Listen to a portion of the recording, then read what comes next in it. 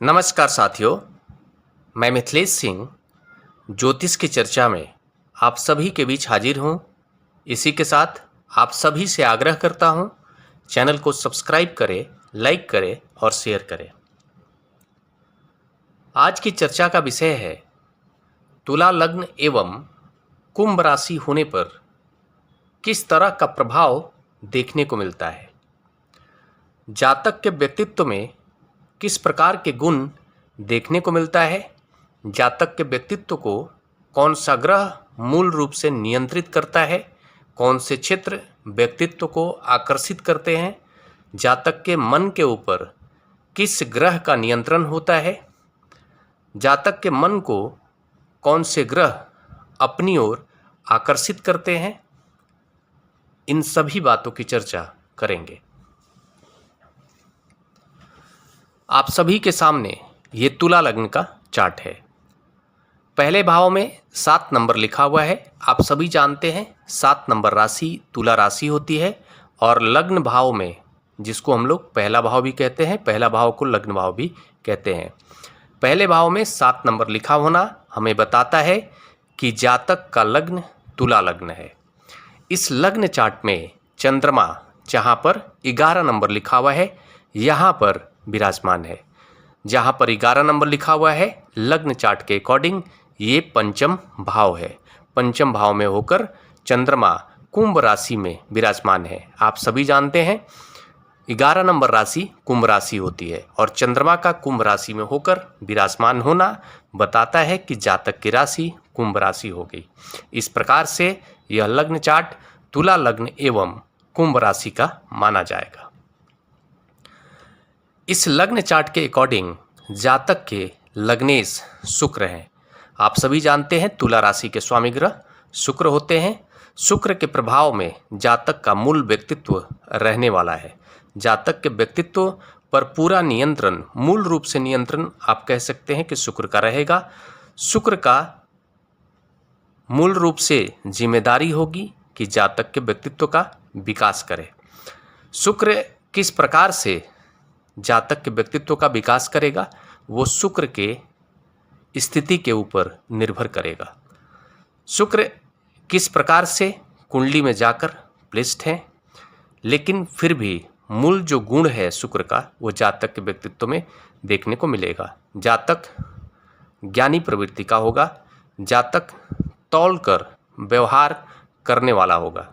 जातक परिस्थितियों के अनुसार बात करना जानने वाला होगा। जातक रहस्यवादी ज्ञान को समझने वाला होगा। जातक ग्लैमरस इंडस्ट्री से आकर्षित रहने वाला होगा। जातक जो भी ग्लैमरस इंडस्ट्रीज है, जिसको हम लोग फिल्म जगत से भी आप कह सकते हैं, फिल्म जगत में काम करने वाले लोग इस प्रकार के लोगों का आइकॉन हो सकते हैं। मीडिया के क्षेत्र में काम करने वाले लोग इस प्रकार के लोगों का आइकॉन हो सकते हैं और उन क्षेत्रों से जातक आकर्षित हो सकता है। तुला लग्न के जो जातक होते हैं शुक्र के प्रभाव में होते हैं, इसलिए लग्जरी जीवन को जीने के प्रति बहुत ही लालायित रहते हैं। उन्हें सुख अच्छा लगता है, सुख को प्राप्त करने के लिए प्रयास करते हैं और साफ सुथरे कपड़े पहनना, बड़ी बड़ी गाड़ियों के बारे में सोचना, खरीदने का स्वभाव रखना, बड़े बड़े बंगले खरीदने का स्वभाव रखना, इस प्रकार के सारे स्वभाव जातक के व्यक्तित्व में आते हैं और जातक इसको प्राप्त करने का पूरा प्रयास भी करता है। तुला लग्न के जो जातक होते हैं उनके अंदर यह क्षमता भी होती है कि इन सभी चीज़ों को प्राप्त कर सके। इस लग्न चार्ट में जातक की राशि कुंभ राशि है। आप सभी जानते हैं कुंभ राशि के स्वामी ग्रह शनि होते हैं। शनि के प्रभाव में जातक का मूल जो मन है, चंद्रमा जिस क्षेत्र के कारक ग्रह हैं उन सभी क्षेत्रों पर शनि का प्रभाव रहेगा। चंद्रमा मन के कारक हैं, माता के कारक हैं। इस लग्न चार्ट में चंद्रमा की जो भूमिका है कर्म भाव के स्वामी ग्रह के रूप में है। जहां पर 4 नंबर लिखा हुआ है ये कर्म भाव है, जिसको हम लोग लग्न चार्ट में 10th भाव भी कहते हैं। 4 नंबर राशि कर्क राशि होती है जिसके स्वामी ग्रह चंद्रमा है। चंद्रमा अपने से अष्टम भाव में होकर लग्न चार्ट में कुंभ राशि में होकर पंचम भाव में विराजमान है। पहला, दूसरा, तीसरा, चौथा, पांचवा, छठवां, सातवां और आठवां चंद्रमा अपने से अष्टम भाव में जाकर विराजमान है। लग्न चार्ट के अकॉर्डिंग ये पंचम भाव है, जहां पर 11 नंबर लिखा हुआ है, यहां पर विराजमान है। किस प्रकार का यह प्रभाव डालेगा जातक के व्यक्तित्व में या मन को किस प्रकार से प्रभावित करेगा, किन क्षेत्रों की ओर आकर्षित करेगा, इसको समझने का प्रयास करते हैं। पहले तो आप सभी जान लीजिए कि शनि जो है मकर राशि और कुंभ राशि दोनों राशियों के स्वामी ग्रह होते हैं, और दोनों में जो मूल अंतर यह होगा कि मकर राशि अग्नि तत्व राशि के अंतर्गत आता है। इसके परिणाम स्वरूप जातक के अंदर कुंभ राशि वालों के अपेक्षा इम्यूनिटी पावर ज़्यादा होती है, स्ट्रेंथ ज़्यादा होती है, ये भी कह सकते हैं आप। कुंभ राशि वायु तत्व राशि के अंतर्गत आता है। इसके फलस्वरूप अग्नि तत्व राशि वालों के बनिस्पत इनमें स्ट्रेंथ की कमी देखी जाती है। साथ में जो दूसरा अंतर यह होगा कि तुला लग्न एवं और कुंभ राशि है, तो दूसरा अंतर यह होगा मकर राशि वालों के बनिस्पत कि यहाँ पर चंद्रमा जो है अष्टम भाव में आ गए, और अगर मकर राशि होगी तो चंद्रमा अपने से सप्तम भाव में रहेंगे, तो बहुत बड़ा अंतर हो जाएगा। यहाँ पर आपको इस प्रकार से समझना है कि चंद्रमा का संबंध पंचम भाव से जुड़ रहा है लग्न चार्ट के अकॉर्डिंग, और चंद्रमा अपने से अष्टम भाव में जाकर बैठे हैं। पंचम भाव शिक्षा का भाव और संतान का भाव, यानी कि जातक की जो शिक्षा होगी और उसी शिक्षा को जातक अपना जीविकोपार्जन बनाने का प्रयास करेगा। यहाँ पर साफ शब्दों में हमें यह समझ में आ रहा है, क्लियर इंडिकेशन मिल रहा है कि जातक जो भी शिक्षा प्राप्त करेगा और उस शिक्षा को जीविकोपार्जन में परिवर्तित करने की कोशिश करेगा, और उसको उसी शिक्षा के बल पर धन प्राप्त करने का प्रयास करेगा। चंद्रमा अपने से अष्टम भाव में बैठकर यहाँ से एकादश भाव में, जिसको हम लोग लाभ भाव भी कहते हैं, जहाँ पर 5 नंबर लिखा हुआ है, यहाँ पर दृष्टि डाल रहे हैं। जातक गूढ़ ज्ञान को जानने के प्रति आकर्षित रहेगा। जातक रहस्यवादी ज्ञान को जानने के प्रति, इस प्रकार की शिक्षा को प्राप्त करने के प्रति अग्रसर रहेगा, और इस प्रकार की शिक्षा को जानने का प्रयास करेगा और सीखने का भी प्रयास करेगा। ज्योतिष विद्या को जानने का प्रयास करेगा और सीखेगा भी।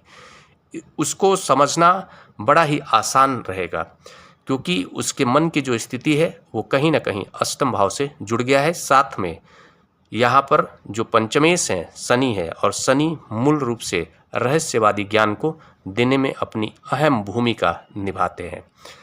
तो यहाँ पर एक तो पंचमेश है, दूसरा चंद्रमा अपने से अष्टम भाव में जाकर बैठे हैं, शनि की राशि में बैठे हैं। तो जातक इनोवेटिव आइडिया को लेकर के बहुत ही रिसर्च करने के प्रति अग्रसर रहेगा।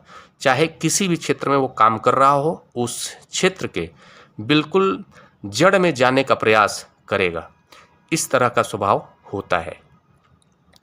जातक सट्टा मार्केट के ज्ञान को जानने का भी प्रयास करेगा।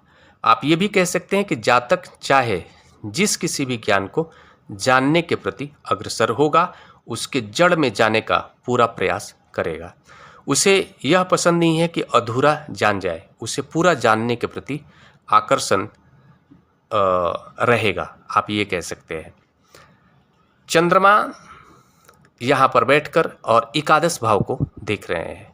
एकादश भाव लाभ का विभाव है, तो हम ये कहेंगे कि जातक इन सभी ज्ञान को जानकर और उसको जीविकोपार्जन बनाएगा, और फिर उसका मूल उद्देश्य यही होगा कि ज़्यादा से ज़्यादा धन भी प्राप्त किया जाए इस ज्ञान को पाकर।